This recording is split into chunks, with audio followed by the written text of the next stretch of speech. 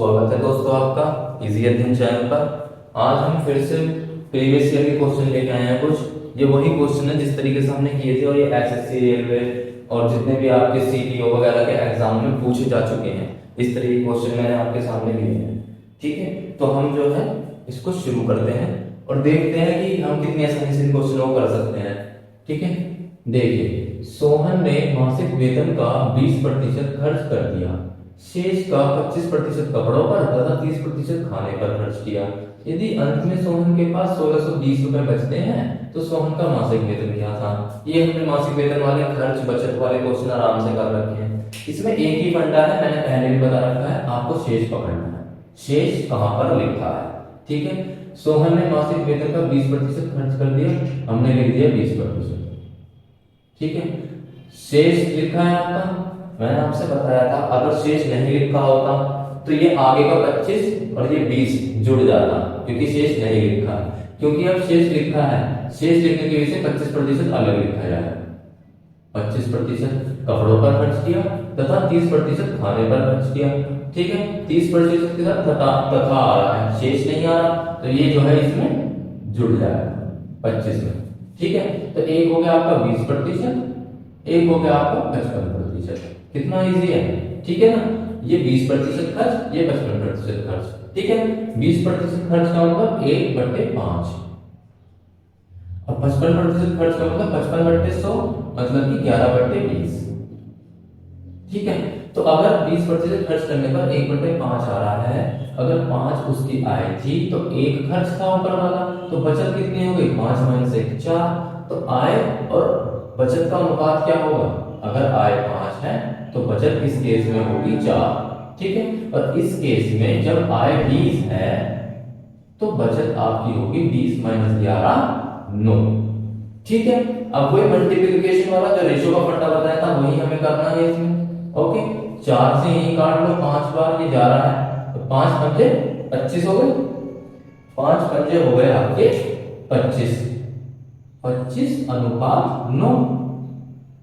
ठीक है, और अंत में सोहन के पास 1620 रुपए बचते हैं, इसी 9 की वैल्यू दे दी 1620 रुपए। खत्म। कब हो रहा है 9 एकम 9 7, 180 गुने ज्यादा, तो आपकी जो आय होगी वो भी 180 गुने ज्यादा होगी। कितना हो गया 18 पंजे 90 0 4500 रुपए।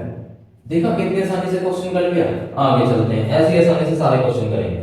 मोहित ने अपनी पूंजी का 22% दुकान पर, 32% खाने पर, 19% कपड़ों पर तथा 16% मकान पर खर्च किए। यदि अंत में उसके पास 660 रुपए बचे तो मोहित के पास कितनी पूंजी थी। कुछ भी नहीं है। आपने देखा 22% दुकान पर, 32% खाने पर, कहीं भी बीच में शेष नहीं लिखा है। अगर शेष नहीं लिखा रहा है तो सारे के सारे जुड़ जाएंगे, सारे के सारे जोड़ दो।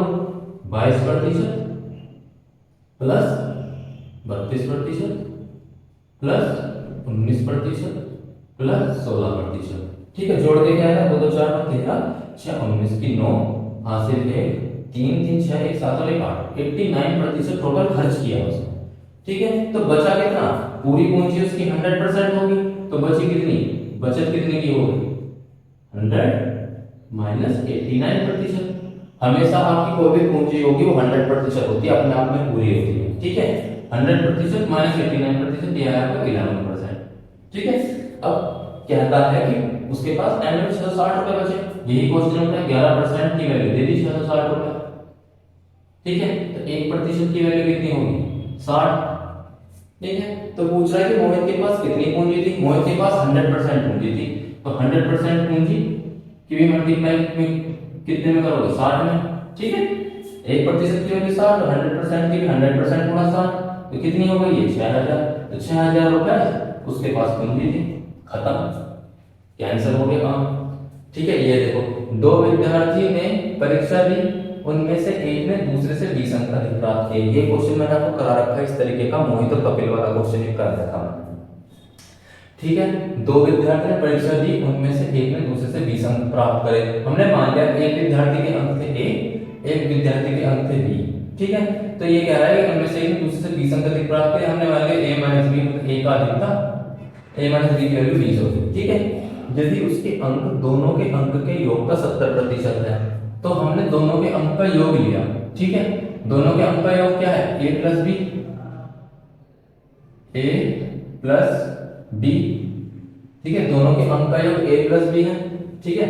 उनके अंक के योग का 70%, ये हो गए 70%, ठीक है। आपका अंश की वैल्यू देगा, मैंने आपको ये कॉन्सेप्ट पढ़ाया था, उनके योग का मतलब कोई भी हर होगा, उनके योग का 70% अंश की वैल्यू देगा, और उसमें क्या रखा है, a, अंश a है, ठीक है। तो a मान लिया, ठीक है। 70% को क्या बोलेंगे आप, 7/10 बोलेंगे। a की वैल्यू यहां से क्या हो गई, a की वैल्यू हो गई 7, अब a प्लस b की वैल्यू हो गई आपकी 10, ठीक है। तो b की वैल्यू क्या होगी, 10 माइनस 7 3, ठीक है। a की वैल्यू 7, b की वैल्यू 3, ठीक है। अब ये कह रहा है इनका डिफरेंस हमें पता है 20 था, लेकिन ये क्या शो कर रहा है, ये तो 4 शो कर रहा है, 7 माइनस 3 4, ठीक है भैया। हमें तो 20 बनाना है ना, तो 5 गुने ज्यादा हो गया, 4 पन्ने 20, तो आपके जो प्राप्त अंक होंगे, अंक पूछ रहा है वो भी यहाँ पे 5 गुना होंगे, ठीक है। तो a भी 5 गुना होगा, अब 3 भी 5 गुना होगा, तो ये आपका हो गया 35 और ये आपका होगा 15 आंसर, ठीक है। आपको इस तरीके क्वेश्चन है तो आपको वही कॉन्सेप्ट अपनाना है कि वो कॉन्सेप्ट कैसे रहेगा कि हर का परसेंटेज आपको अंश की वैल्यू देगा। हमें पता है यहाँ योग दिया है, तो योग का 70% बोला था, उसी चीज को, जिस चीज का भी 70% दे, का लगा देना है 70%, तो उसी चीज को आपको हर में रखना है, ये बात दिमाग में रख लो, ये कॉन्सेप्ट है। किसी भी चीज का 70% दे दिया, तो जो भी यहाँ है, जो भी ये वैल्यू है, का से पहले जो भी वैल्यू है उसको हर में रख दो, ये इसका कॉन्सेप्ट है। योग का 70% हो गया, किसी की उम्र का 70% हो गया, तुरंत उसे हल कर दो, ठीक है। इस तरीके के क्वेश्चन होंगे, ये आपके क्वेश्चन ये वाला हो गया, ठीक है। आगे चलते हैं। पूरी जनसंख्या में 40% औरतें, पूरी जनसंख्या में 40% औरतें हैं, ठीक है। हम धीरे धीरे करके सुनते हैं। पूरी जनसंख्या में 40% औरतें, यहां तक हुआ। हमने मान ली जनसंख्या थी 100, ठीक है। हमने जनसंख्या 100 मान ली, इसने कहा 40% औरतें हैं, ठीक है भाई। 100 का 40% क्या होगा, 40 औरतें हो गई। जब 40% औरतें हैं, फीमेल है, तो 60% क्या हो जाएगा, मेल। 60% कितना होगा, 60 होगा, है ना, 60 मेल होगा, खत्म। आदमी की जनसंख्या में 70% पढ़े लिखे हैं, आदमी की जनसंख्या 60 थी, इसमें 70% पढ़े लिखे हैं, ठीक है। 70% हमने लिख दिया। जब 70% पढ़े लिखे हैं, लिटरेट हैं, तो 30% इलिटरेट होंगे, अनपढ़ होंगे। सिंपल सी बात है, आदमियों को 70% अगर पढ़े लिखे हैं तो 30% अनपढ़ हो गए, ठीक है। और ये कहता है आदमी की जनसंख्या में 70% पढ़े लिखे और शेष 360 अनपढ़ हैं, तो इसी 60 के 30% की वैल्यू दे दी 360, अनपढ़ों की संख्या दे दी। अनपढ़ों की संख्या हमने क्या निकाली, 60 का 30%, ये होगा आपका 360। 60 का 30% कितना हुआ आपका, ये हुआ आपका 30%, 3 6 18 होगा, 18 की वैल्यू दी 360, कितने गुने ज्यादा, 20 गुने ज्यादा। तो आपकी जो और दोनों की जनसंख्या होगी, फीमेल की चाहे मेल की, इनमें भी 20 गुना होगा। तो फीमेल की जनसंख्या क्या होगी यहाँ पे, फीमेल की जनसंख्या ये भी 40 गुना 20 होगी। हमने तो 40 मानी थी ना, 40 गुना 20, ये हो गई आपकी 800 फीमेल की जनसंख्या, ठीक है। अब ये आगे क्या कहता है, अगर पूरी औरतों की जनसंख्या का 75% पढ़े लिखे हैं तो कितनी औरतें अनपढ़ हैं। जब पूरी औरतों की जनसंख्या का 75% पढ़े लिखे हैं तो पूरी औरतों की जनसंख्या का 25% अनपढ़ हो गए ना, 75% पढ़े लिखे, 25% अनपढ़, तो 800 का 25% की वैल्यू पूछ रहा है। 25% 1/4, 1/4 गुना 800 इक्वल टू 200, तो 200 औरतें अनपढ़ थी, अनपढ़ निकल गई। सिंपल है, जैसा क्वेश्चन कर रहा है करते चले जाओ, ग्राफ बना के करते चले जाओ, कुछ नहीं है, हो गया। ये आपका वो आ गया वास्तविक खपत और वर्तमान खपत वाले क्वेश्चन, इतने ज्यादा पूछे जाते हैं एसएससी में, बहुत ज्यादा पूछे जाते हैं। ये तो एकदम का फेवरेट है एसएससी का, ठीक है। ये वाला क्वेश्चन, ये सब क्वेश्चन जो है ये दोनों के दोनों फेवरेट क्वेश्चन है।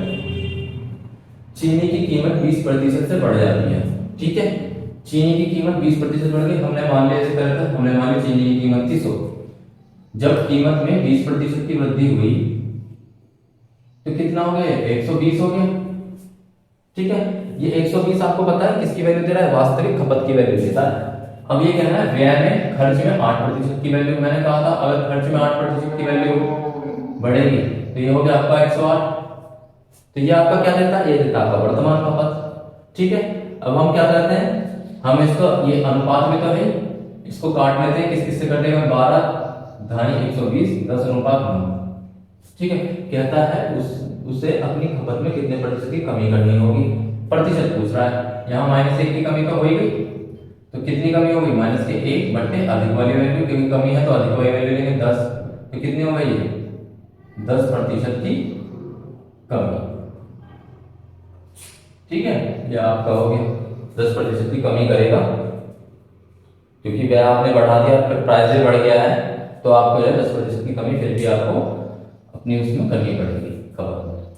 केले का मूल्य 30% बढ़ जाने से, वही क्वेश्चन है, केले का मूल्य हमने मान लिया 100 था, ठीक है, 30% बढ़ गया, ठीक है जी, 30% बढ़ा दो, कितना हो गया 130।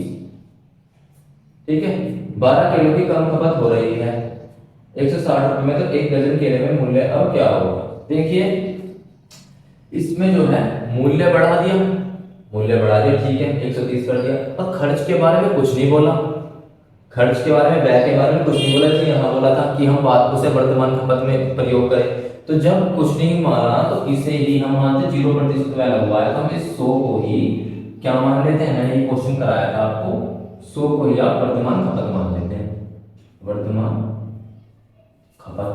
तो ये जो 130 है आपका, ये हो गया आपका क्या, वास्तविक खपत। ठीक है, ये आपका क्या है, अब इसको अनुपात में लिख लो, क्या क्या अनुपात आया है, वास्तविक खपत और वर्तमान खपत 130:100, तो ये आपका कितना हो जाएगा, 13:10। ठीक है, अब ये कह रहा है कि 12 किलो की कम खपत करती है, तो हमने देखा यहाँ 13 से 10 हुआ, यहाँ तो 3 किलो की कम कमी हुई है, 3 किलो की कमी खपत कमी हुई, तो इसने कहा है 12, हमने 12 कर दिया, ठीक है भी 12 कह रहे हो तो कितने गुना ज्यादा, 4 गुना ज्यादा, तो यहाँ खपत जो है ये भी 4 गुना ज्यादा होगी। ठीक है, और जो ये खपत है वास्तविक, ये भी 4 गुना ज्यादा होगी, तो ये 40 हो गया और ये आपका 52 हो गया। ठीक है, ये आपका निकल गया। ये कहता है कि 12 किलो की कम खपत करके 160 रुपए खर्च करें। ठीक है, पहले भी 160 रुपए में 52 केले खरीद रहा था, आज के दौर में भी ये जब महंगाई बढ़ गई 160 रुपए में 40 केले खरीद रहा है। तो अगर 160 रुपए में, कहने का मतलब ये है कि पहले जब था, जब प्राइस बढ़ा नहीं था तो भी 160 रुपए खर्च करता था, इस 160 रुपए का ये मतलब है। और जब अब कमी आ गई है, मतलब प्राइस बढ़ गया है, खर्च में भी कमी नहीं करी, प्राइस बढ़ गया है, तो वही 160 रुपए में अब 40 केले खरीद रहा है, तो 40 केले खरीद रहा है अब 160 रुपए में।